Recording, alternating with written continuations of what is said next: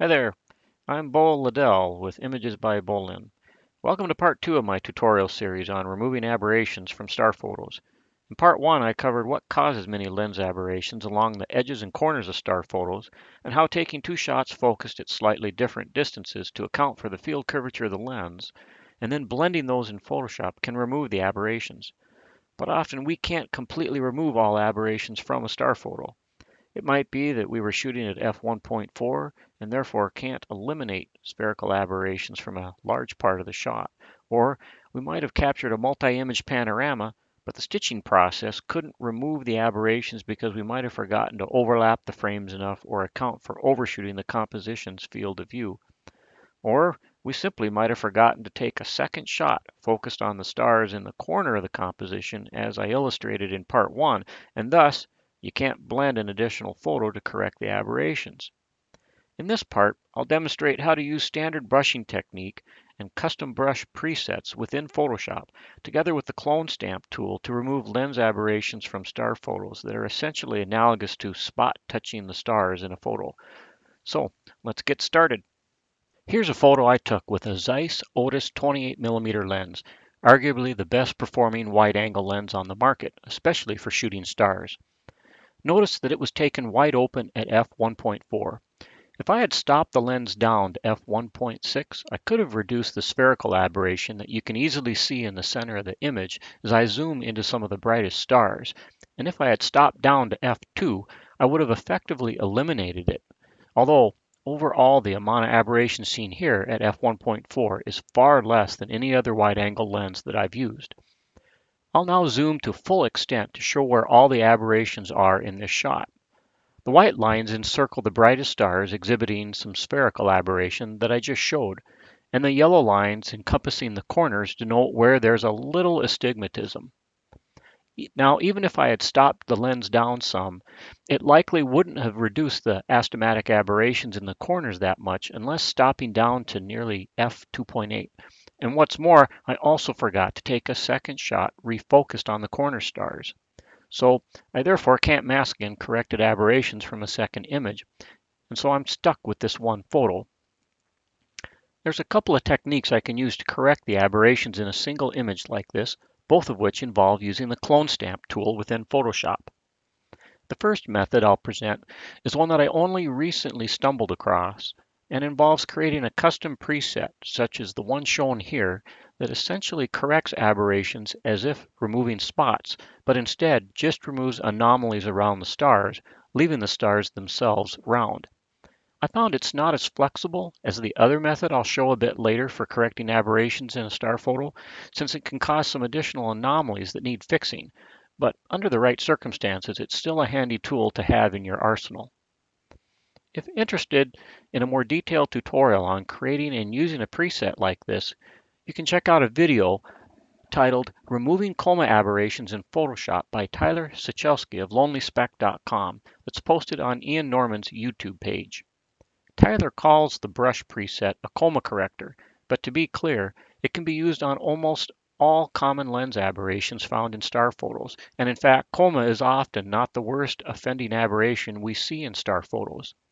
Anyway, to use a coma corrector preset, I'll first create a new blank layer that the pixel adjustments will be applied to. This way, I can always undo or erase individual changes, completely start over, as well as easily compare changes to the original image with ease. Now I could also perform these fixes on a merged visible pixel layer, but that increases the size of the document unnecessarily. After creating a new layer, I select the Clone Stamp tool and choose the preset I created from the Brush Tool palette. The preset can be resized like any brush within Photoshop, and for this particular technique, I prefer to use a mouse as opposed to a pen and tablet, as the former can be positioned much more precisely with this kind of brush. It's important to resize the brush to match the size of the star I want to remove aberrations from. I'll then press the Option key or Alt on a PC and use my mouse to sample color and luminosity values nearby that I'll use to cover up the aberrations. The center of the preset leaves the core of the star unaffected, but by clicking on top of the star after sampling the appropriate pixels, the star will become round with the aberrations removed. While this is a handy brush preset, and works well under the right circumstances as shown so far. Unfortunately, it doesn't work well in all cases. There are a number of reasons for this. First, if other stars are too close to the ones I'm trying to fix, it'll remove the background star detail that underlies the diameter of the brush when it's applied as shown here. As I toggle the adjustment layer on and off, you can see that although the preset removed the aberration, it also changed quite a bit of the surrounding background that really didn't need fixing. True, it might look better than it did before making the change, but in some cases it might not, in which case I'll need to use another method to fix the star. Another, more common situation where the coma corrector won't work well is where there's a notably lighter, darker, or more complex background around a star that needs correcting as shown here. In these situations, it's difficult, if not impossible, to sample from elsewhere in the image to perfectly match the backdrop behind the star I want to fix. As a result, a dark or light band might appear around the star after applying the coma corrector preset as shown here. Under these circumstances, I either have to accept the additional anomalies, need to spend even more time fixing them using additional brushing, layer style, blending mode, and/or layer opacity adjustments, or I'll have to consider another technique like the one I'll demonstrate shortly. Knowing where this technique will and won't work, when I use it, I'll simply search throughout an image making fixes to just those stars where corrections can be applied without making them look unnatural. But most of the time, I use the following standard brushing technique with the clone stamp tool to remove aberrations from a star photo. I find it's more flexible than the coma corrector preset in difficult areas such as where stars are really close to one another or in front of nebulas and star clusters such as in the galactic center of the Milky Way. It's also a better method to use where foreground detail might be close to the stars that need fixing. To use this method, I'll select the clone stamp tool and then a soft round brush. I usually set the hardness to about 15%, but that's just my preference. It really isn't that important if using a pressure-sensitive pen and tablet. I can apply the changes to the same layer I applied the coma corrector to, or I can create another brand new layer. Then it's simply a matter of using standard clone stamping technique by sampling nearby pixels with the correct brightness and color and applying those around the star as if I'm actually painting with a real brush. In contrast to the coma corrector preset, and because of my painting background, I find that it's much more natural to use a pen and tablet when using this technique, but a mouse will work just as well. In tight quarters, it's easy to resize the brush and avoid removing background stars or foreground detail, which is always a risk when using the coma corrector preset. To illustrate how much better this technique works, I'll disable the coma corrector layer I started earlier and revisit one of the stars exhibiting spherical aberration that's close to other stars that were covered up when I made the initial correction, but instead I'll use standard brushing and clone stamping to correct the aberration. Basically, I'll use brushing strokes when possible, but otherwise will dab around or kiss the edge of the star that needs correcting if operating in tight quarters, resampling pixels and changing the size of the brush frequently as needed. I'll spend as much time as I need until I've removed the aberration, but unlike the coma corrector, I can preserve the nearby star detail and avoid creating any noticeable dark or light banding around the star. This type of approach is also about the only method that'll work well around the edges of foreground that are close to a star. Re-enabling the coma corrector layer here will demonstrate how much better the standard brushing method is in these cases. So I'll simply continue this process as needed until I've applied fixes to every star that exhibits noticeable aberration where the coma corrector preset won't work. Obviously, removing aberrations using either of these methods is very tedious and could easily take the better part of an hour, if not more, to complete, depending on how bad and abundant the aberrations are in the photo. But if I didn't take multiple photos accounting for field curvature as shown in part 1, or employ multi-image capture technique to create a stitched image as will be demonstrated in part 3, then these types of tools are the only ways I can eliminate the aberrations from a star photo. Using these skills will also introduce new life to some of my old star photos if I should ever want to reproduce them in a large format. Now I'll disable the layers I was working on and enable a group of correction layers I finished previously where I used both techniques, so you can see a final before and after comparison of the corrections as I toggle the layer on and off. Since the aberrations occur on just the brightest stars and made them appear brighter and larger than they really are, the affected stars won't appear as bright after the corrections are made. And as I zoom to full extent, you should still see the effect of the corrections when I toggle the layer.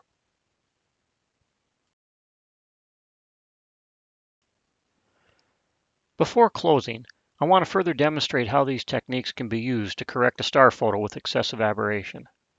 This is the same photo shown earlier and was taken with an aperture of f1.4 using a Rokinon 24mm lens, one of my favorite star photo lenses for full-frame sensors. I took it over 2 years ago when I was just learning star photography, and at the time didn't know that the lens performs rather poorly when used wide open. Now I won't shoot the lens at any aperture wider than f2.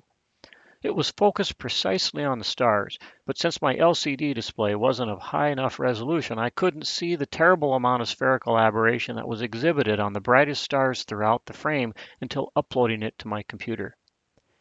Here's where the various aberrations occur in the photo.